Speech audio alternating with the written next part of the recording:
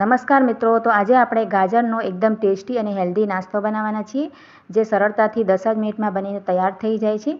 તો વિડીયો પસંદ આવે તો તેને લાઇક, શેર અને કમેન્ટ જરૂરથી કરજો.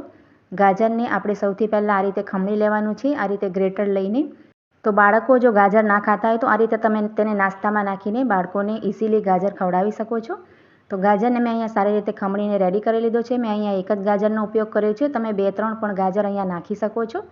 અને હવે આપણે તેમાં બીજી વસ્તુ એડ કરીશું. તો પહેલાં આપણે અડધો કપ સૂજી એટલે કે રવો લઈ લીધો છે, અને ત્યાર પછી અડધો કપ જ આપણે અહીંયા બેસન એટલે કે ચણાનો લોટ એડ કરી દેવાનો છે. અને ત્યાર પછી અહીંયા 2 થી 3 મોટી ચમચી આપણે દહીં એડ કરીશું. તેમાં દહીં નાખવાથી નાસ્તો ખૂબ જ ટેસ્ટી બને છે. તો તમે અહીંયા સાદું કે પછી ખાટું કોઈ પણ દહીં જે તમારી પાસે અવેલેબલ હોય તે એમાં યુઝ કરી શકાય છે. અને અગર દહીં ના હોય તો તમે તેની જગ્યાએ છાશ પણ તેમાં નાખી શકો છો, અડધા કપ જેટલી. અને આ રીતે આપણે તેને સારી રીતે મિક્સ કરવાની છે. છાશ નાખો તો પછી આપણે તેમાં પાણી એડ નથી કરવાનું, કેમ કે બેટર આપણું વધારે ઢીલું ના થઈ જાય. અને અહીંયા 1 થી 2 ઝીણા સમારેલા મરચાં અને એક આદુના ટુકડાને મેં ઝીણો સમારીને એડ કરી દીધો છે. સ્વાદ પ્રમાણે અડધી ચમચી જેટલું મીઠું આપણે એડ કરી દેવાનું છે. 5 ચમચી જેટલી અજમો નાખ્યો છે અને 5 ચમચી જેટલું કાળા મરીનો પાવડર આપણે એડ કરીશું. અને ત્યાર પછી આપણે હિંગ નાખી છે 5 ચમચી જેટલી, અને 5 ચમચી ચાટ મસાલો એડ કરવાનો છે. 5 ચમચી જેટલો ગરમ મસાલો અને અડધી ચમચી જેટલી લાલ મરચાંનો પાવડર એડ કરીશું. અને ઝીણા સમાયેલા ધાણા આપણે એડ કરી દેવાના છે. અને હવે બધી જ વસ્તુને સારી રીતે મિક્સ કરવાનો છે. મસાલાને આ રીતે આપણે બેટરમાં સરખી રીતે સારી રીતે મિક્સ કરી લઈશું. અને અહીંયા આપણો બેટર થોડોક ઠીક છે, એટલે આપણે 3 થી 4 ચમચી જેટલું પાણી તેમાં એડ કરી દીધું છે. અને પાણી નાખીને પણ સારી રીતે આપણે તેને મિક્સ કરી લઈશું. તો આ રીતે તમે જોઈ શકો છો, આ રીતે બેટરની કન્સિસ્ટન્સી આપણે રાખી છે. હવે આપણો બેટર એકદમ રેડી છે, તો આપણે નાસ્તાને રેડી કરી લઈશું. તો અહીંયા ગેસ ઉપર આપણે આ રીતે એક પેન રાખી લઈશું અને તેમાં 2 નાની ચમચી તેલ આપણે એડ કરી દઈશું. તેલ સારી રીતે ગરમ થઈ જાય એટલે 5 ચમચી જેટલી રાઈ તેમાં એડ કરીશું. અને અહીંયા ત્યાર પછી અડધો ચમચી જેટલો જીરો આપણે તેમાં નાખી દઈશું. અને 1 ચમચી જેટલા સફેદ તલ આપણે તેમાં એડ કરી દેવાના છે. અને ત્રણેય વસ્તુને સારી રીતે સાંતળી લેવાની છે. અને ત્યાર પછી આપણે જે બેટર રેડી કર્યો છે તેને સારી રીતે મિક્સ કરીને તેમાં આપણે આ રીતે એડ કરી દેવાનું છે પેનમાં. અને અહીંયા આપણે ગેસની ફ્લેમ એકદમ લો રાખવાની છે, કેમ કે આપણે આ બેટરને સારી રીતે કૂક કરવાનો છે.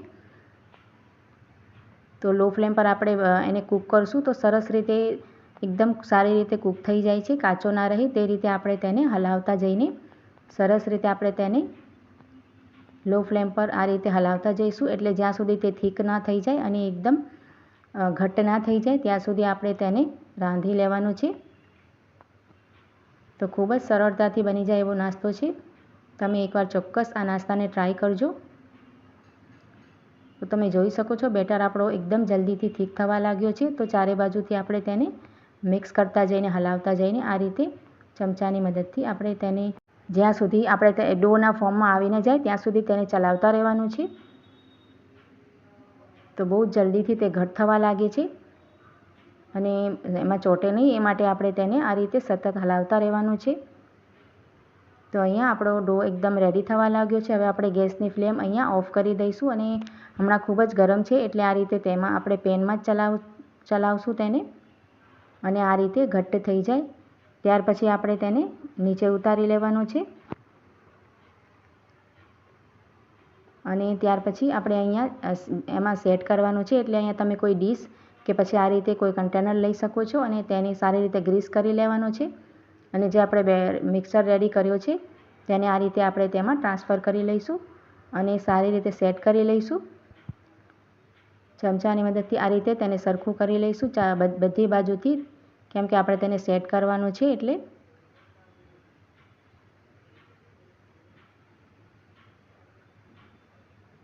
તો અહીંયા તમે જોઈ શકો છો મેં તેને સારી રીતે સેટ કરીને રેડી કરી લીધો છે. હવે આપણે તેને ઠંડુ થવા દઈશું 5 મિનિટ માટે.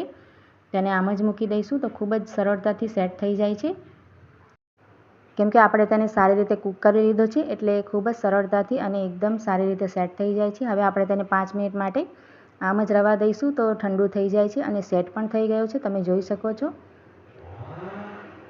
તો હવે આપણે તેના પીસેસ કરી લઈશું. આ રીતે બહાર કાઢીને પણ આપણે પીસેસ કરી શકાય છે. તો એક નાઇફની મદદથી આપણે નાના કે મોટા જેવા પણ આપણે પીસેસ કરવા હોય તે રીતે આપણે આ રીતે તેને કટ કરી લેવાનું છે. અહીંયા મેં તેના મોટા મોટા સ્ક્વેર ટાઈપના પીસીસ રેડી કરી લીધા છે અને હવે આપણે તેને પ્લેટમાં રાખી લઈશું. તો આ રીતે નાસ્તો પહેલાંથી બનાવીને પણ ફ્રીજમાં આપણે રાખી શકાય છે. જ્યારે પણ આપણે સવારે નાસ્તા માટે કે પછી બાળકોને ટિફિન માટે આપવા માટે આ રીતે નાસ્તો રેડી કરીને રાખી શકાય છે. અને આ નાસ્તાને આપણે વઘારીને પણ ખાઈ શકાય છે. રાઈ અને મીઠા લીમડાના પાન લઈને આપણે થોડોક તેલ ઉમેરીને તેને વઘારીને પણ ખાઈ શકાય છે. તો અહીંયા આપણે તેને સેલો ફ્રાય કરવાના છીએ. તો તેના માટે આપણે પેનમાં આ રીતે 3 થી 4 મોટી ચમચી તેલ ગરમ કરી લીધો છે અને ગરમ તેલમાં આ રીતે આપણે તેના પીસીસ નાખીને તેને ફ્રાય કરી લઈશું. તો ખૂબ જ ટેસ્ટી આપણો એવો ચટપટો નાસ્તો બિલકુલ રેડી થઈ જાય છે. તમે આ નાસ્તાને ચોક્કસ એકવાર બનાવજો અને કમેન્ટ કરીને જરૂરથી બતાવજો કે તમને મારી નાસ્તાની રેસીપી કેવી લાગી અને તેને લાઇક શેર જરૂરથી કરી આપજો. જો તમે મારી ચેનલ પર નવા હો અને પહેલીવાર જોઈ રહ્યા હોય તો ચેનલને સબસ્ક્રાઈબ કરી દેજો.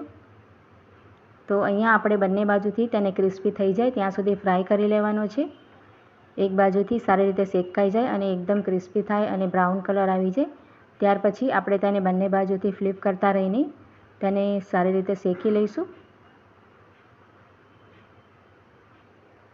તો બાળકો માટે કે પછી સવારે નાસ્તા માટે તમે આ નાસ્તાને એકવાર ચોક્કસ ટ્રાય કરજો. આ રીતે આપણે તેની ઉપર ગરમ તેલ નાખીને તેને ફ્રાય કરી લેવાનો છે.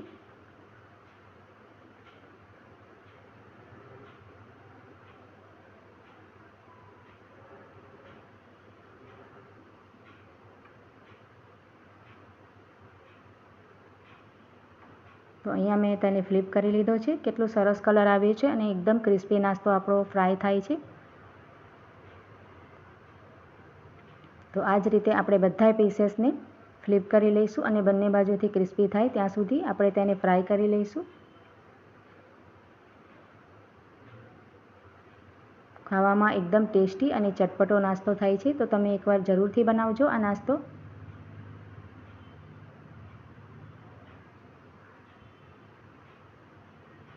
તો અહીંયા આ તમે જોઈ શકો છો સરસ નાસ્તો આપણો રેડી થઈ ગયો છે. તો હવે આપણે તેને પ્લેટમાં લઈ લઈશું. બધા નાસ્તાને આપણે આ જ રીતે ફ્રાય કરી લીધો છે. ખૂબ જ સરસ તેની લુકિંગ આવી છે અને ટેસ્ટ પણ ખૂબ જ સારો આવ્યો છે. ઉપરથી ક્રિસ્પી અને અંદરથી એકદમ સોફ્ટ નાસ્તો બનીને આપણો બિલકુલ રેડી થઈ ગયો છે.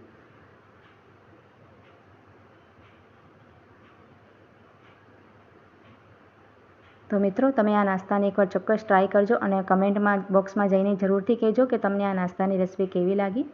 તમે જોઈ શકો છો તેનું ટેક્સચર ખૂબ જ સરસ આવ્યો છે અને એકદમ સરળતાથી અને ઘરમાં જ રાખેલી વસ્તુથી બની જાય છે. તો ચાલો મળીએ નવા વિડીયોમાં.